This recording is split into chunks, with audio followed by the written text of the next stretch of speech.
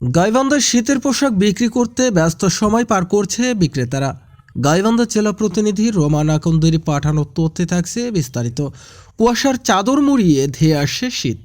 গত কয়েকদিন থেকে শীতের আবির্ভাব পড়তে শুরু করায় আজ সকাল থেকে সন্ধ্যা পর্যন্ত আকাশে মেঘের ঘটা। সন্ধ্যা হলেই বাড়ছে কুয়াশায় একটু একটু শীত। হালকা হালকা কুয়াশার সঙ্গে পাল্লা দিয়ে গাইবান্ধার বড় বড় মার্কেট ও ফুটপাতের দোকানগুলোতে ক্রেতা বিক্রেতাদের পড়ছে উছড়ে পড়া ভিড়। এ যেন প্রতি বছরের ন্যায় একে অপরের জন্য মিলন মেলা। তবে বেশিরভাগ ভিড় দেখা যায় ফুটপাতের দোকান ও ভ্যানগুলোতে। দেখালন বাইছালন এমন ধ্বনিতে মুখরিত হচ্ছে পুরাতন পোশাকের দোকানগুলো।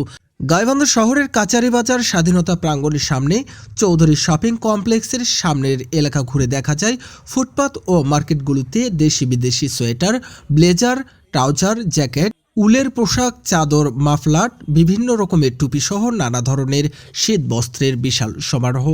ক্রেতারা তাদের রুচির উপর ভিত্তি করে কিনছেন তাদের পছন্দের পোশাক। দিগাড়ি থেকে শীতের পোশাক কিনতে আসে এক ব্যক্তি জানান, গত বছরের তুলনায় এবছর পোশাকের বেজায় দাম।